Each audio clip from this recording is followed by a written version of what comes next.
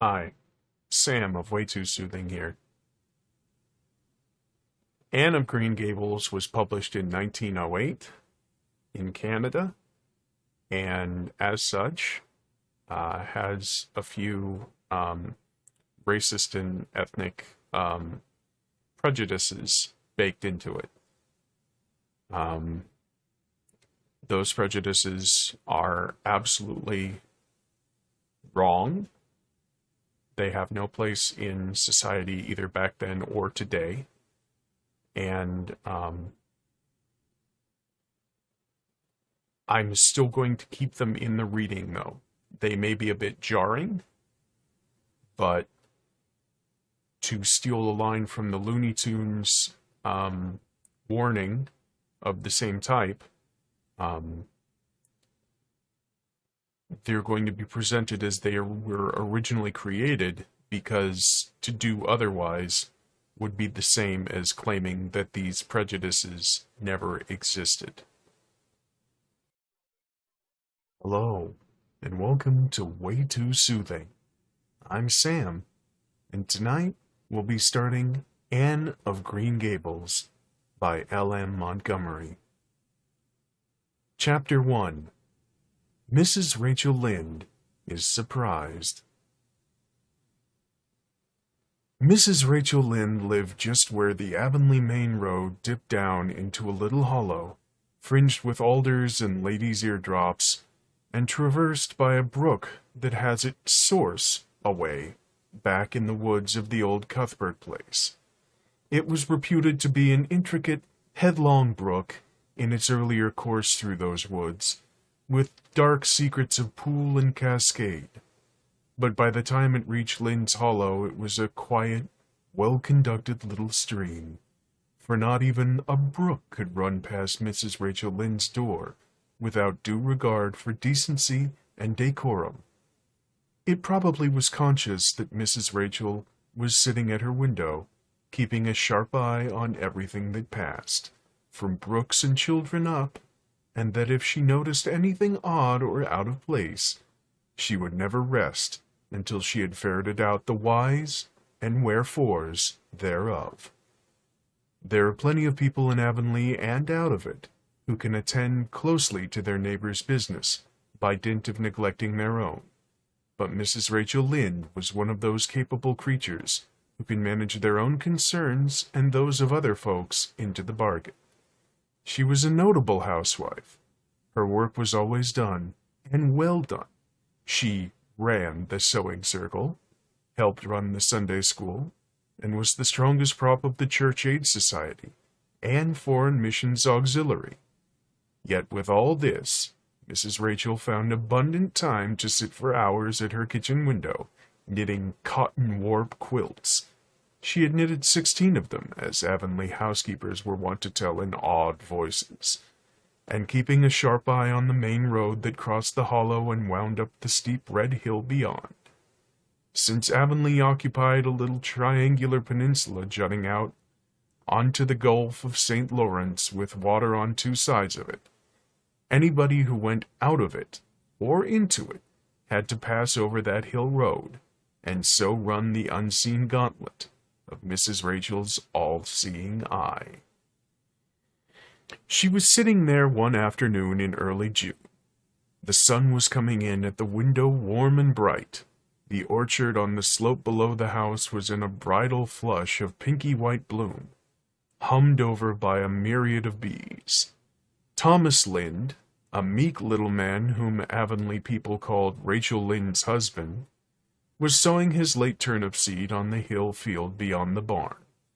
And Matthew Cuthbert ought to have been sowing his on the big red brook field, away over by Green Gables. Mrs. Rachel knew that he ought, because she had heard him tell Peter Morrison the evening before, in William J. Blair's store, over at Carmody, that he meant to sow his turnip seed the next afternoon. Peter had asked him, of course, for Matthew Cuthbert had never been known to volunteer information about anything in his whole life. And yet, here was Matthew Cuthbert at 3:30 on the afternoon of a busy day, placidly driving over the hollow and up the hill. Moreover, he wore a white collar and his best suit of clothes, which was plain proof that he was going out of Avonlea. And he had the buggy and the sorrel mare, which betokened that he was going a considerable distance. Now, where was Matthew Cuthbert going, and why was he going there? Had it been any other man in Avonlea, Mrs. Rachel, deftly putting this and that together, might have given a pretty good guess as to both questions. But Matthew so rarely went from home that it must be something pressing and unusual which was taking him. He was the shyest man alive and hated to have to go among strangers or to any place where he might have to talk. Matthew, dressed up with a white collar and driving in a buggy, was something that didn't happen often. Mrs. Rachel, ponder as she might, could make nothing of it, and her afternoon's enjoyment was spoiled. "I'll just step over to Green Gables after tea and find out from Maria where he's gone, and why," the worthy woman, finally concluded. "He doesn't generally go to town this time of year, and he never visits. If he'd run out of turnip seed, he wouldn't dress up and take the buggy to go for more. He wasn't driving fast enough to be going for a doctor, yet something must have happened since last night to start him off. I'm clean puzzled, that's what, and I won't know a minute's peace of mind or conscience until I know what has taken Matthew Cuthbert out of Avonlea today." Accordingly, after tea, Mrs. Rachel set out. She had not far to go. The big, rambling, orchard-embowered house where the Cuthberts lived was a scant quarter of a mile up the road from Lynde's Hollow. To be sure, the long lane made it a good deal further. Matthew Cuthbert's father, as shy and silent as his son after him, had got as far away as he possibly could from his fellow men, without actually retreating into the woods when he founded his homestead. Green Gables was built at the furthest edge of the cleared land, and there it was to this day, barely visible from the main road along which all other Avonlea houses were so sociably situated. Mrs. Rachel Lynde did not call living in such a place living at all. "It's just staying, that's what," she said as she stepped along the deep rutted grassy lane bordered with wild rose bushes. "It's no wonder Matthew and Maria are both a little odd, living away back here by themselves.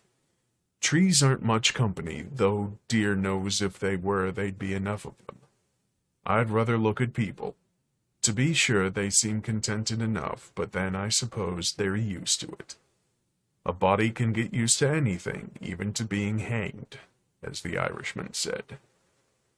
With this, Mrs. Rachel stepped out into the lane into the backyard of Green Gables. Very green and neat and precise was that yard, set about on one side with great patriarchal willows, and the other with prim Lombardies. Not a stray stick nor stone was to be seen, for Mrs. Rachel would have seen it, if there had been. Privately, she was of the opinion that Maria Cuthbert swept that yard over as often as she swept her house.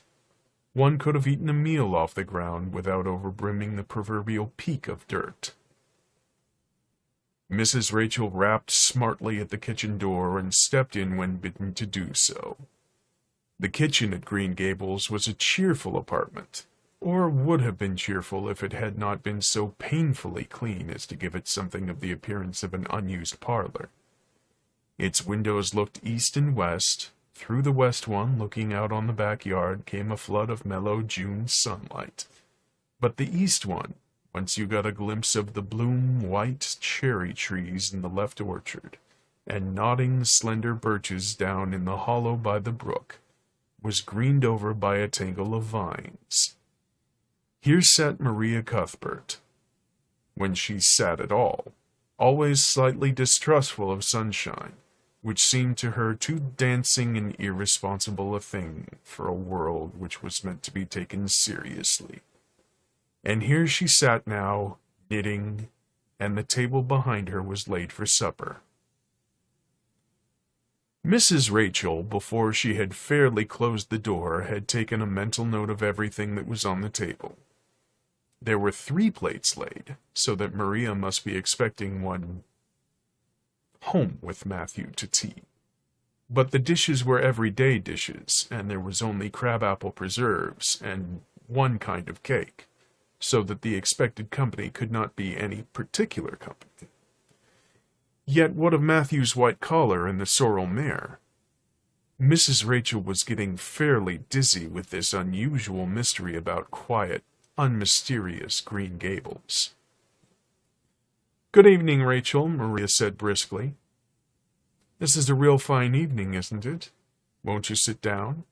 How are all your folks?" Something that for lack of any other name might be called friendship existed, and always had existed, between Maria Cuthbert and Mrs. Rachel, in spite of, or perhaps because of, their dissimilarity.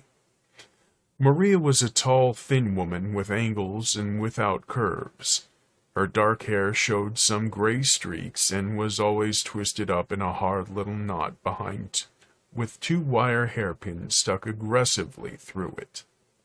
She looked like a woman of narrow experience and rigid conscience, which she was, but there was a saving something about her mouth which, if it had been ever so slightly developed, might have been considered indicative of a sense of humor. "We're all pretty well," said Mrs. Rachel. "I was kind of afraid you weren't, though, when I saw Matthew starting off today. I thought maybe he was going to the doctor's." Maria's lips twitched understandingly. She had expected Mrs. Rachel up. She had known that the sight of Matthew jaunting off so unaccountably would be too much for her neighbor's curiosity. "Oh, no, I'm quite well, although I had a bad headache yesterday," she said. "Matthew went to Bright River. We're getting a little boy from an orphan asylum in Nova Scotia, and he's coming on the train tonight." If Maria had said that Matthew had gone to Bright River to meet a kangaroo from Australia, Mrs. Rachel could not have been more astonished. She was actually stricken dumb for 5 seconds. It was unsupposable that Maria was making fun of her, but Mrs. Rachel was almost forced to suppose it. "Are you in earnest, Maria?" she demanded when voice returned to her. "Yes, of course," said Maria, as if getting boys from orphan asylums in Nova Scotia were part of the usual spring work on any well-regulated Avonlea farm, instead of being an unheard-of innovation. Mrs. Rachel felt that she had received a severe mental jolt. She thought in exclamation points. A boy!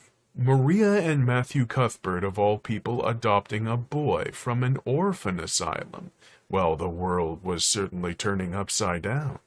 She would be surprised at nothing after this. Nothing.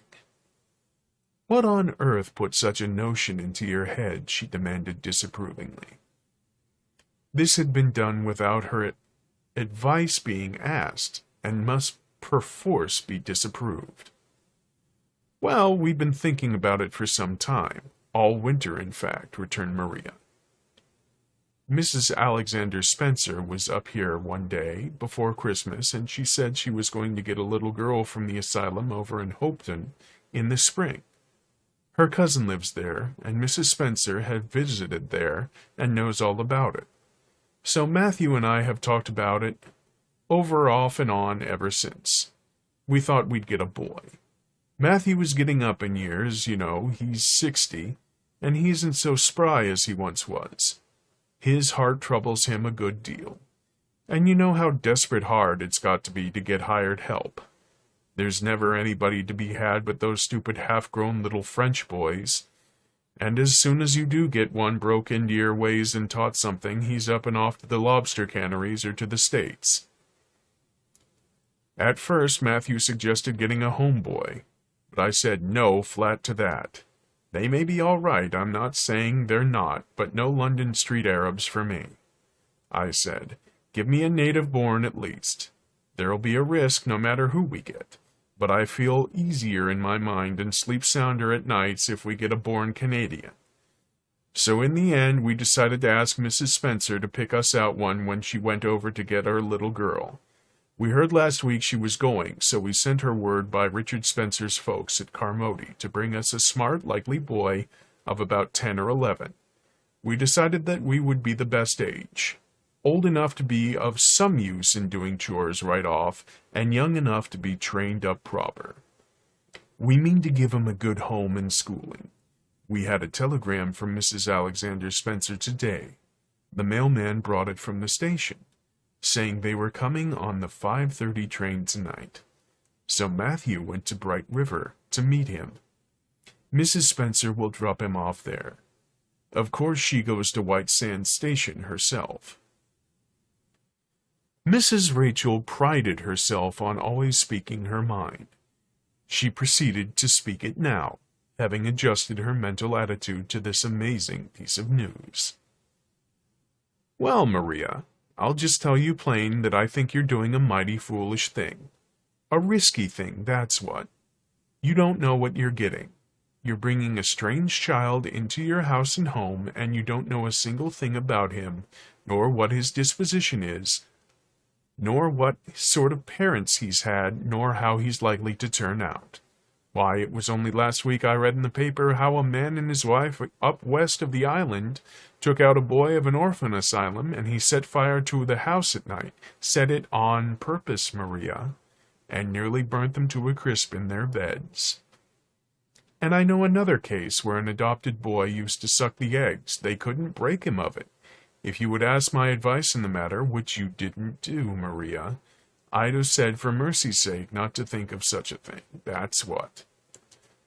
This job's comforting seemed neither to offend nor to alarm Maria. She knitted steadily on. I don't deny there's something in what you say, Rachel. I've had some qualms myself. But Matthew was terrible set on it. I could see that, so I gave in. It's so seldom Matthew sets his mind on anything that when he does I always feel it's my duty to give in.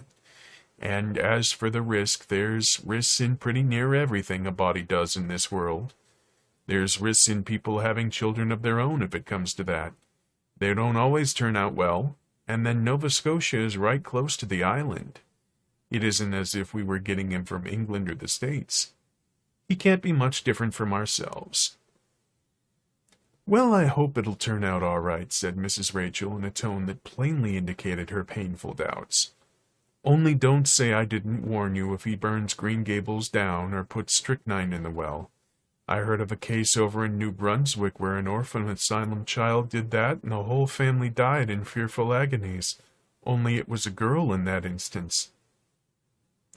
Well, we're not getting a girl, said Maria, as if poisoning wells were purely a feminine accomplishment and not to be dreaded in the case of a boy. I'd never dream of taking a girl to bring up. I wonder at Mrs. Alexander Spencer for doing it, but there, she wouldn't shrink from adopting a whole orphan asylum if she took it into her head. Mrs. Rachel would have liked to stay until Matthew came home with his imported orphan, but reflecting that it would be a good 2 hours at least before his arrival, she concluded to go up the road to Robert Bell's and tell the news. It would certainly make a sensation second to none, and Mrs. Rachel dearly loved to make a sensation. So she took herself away, somewhat to Maria's relief, for the latter felt her doubts and fears reviving under the influence of Mrs. Rachel's pessimism. Well, of all the things that were, or ever will be, ejaculated Mrs. Rachel when she was safely out in the lane, it does really seem as if I must be dreaming. Well, I'm sorry for that poor young one, and no mistake. Matthew and Maria don't know anything about children, and they'll expect him to be wiser and steadier than his own grandfather, if so be's he's ever had a grandfather, which is doubtful. It seems uncanny to think of a child at Green Gables somehow. There's never been one there, for Matthew and Maria were grown up when the new house was built, if they were ever children, which is hard to believe when one looks at them. I wouldn't be in that orphan's shoes for anything. My, but I pity him, that's what. So said Mrs. Rachel to the wild rose bushes out of the fullness of her heart. But if she could have seen the child who was waiting patiently at the Bright River station at that very moment, her pity would have been still deeper and more profound. Thank you for watching Way Too Soothing, Episode 1 of Anne of Green Gables by L.M. Montgomery.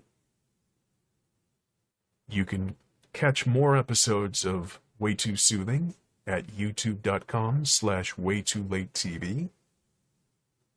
You can also check out waytoolatetv.com to find me all over the internet. Thanks for watching, and I'll be back next time. Good night, my night owls. Sleep well when you get there.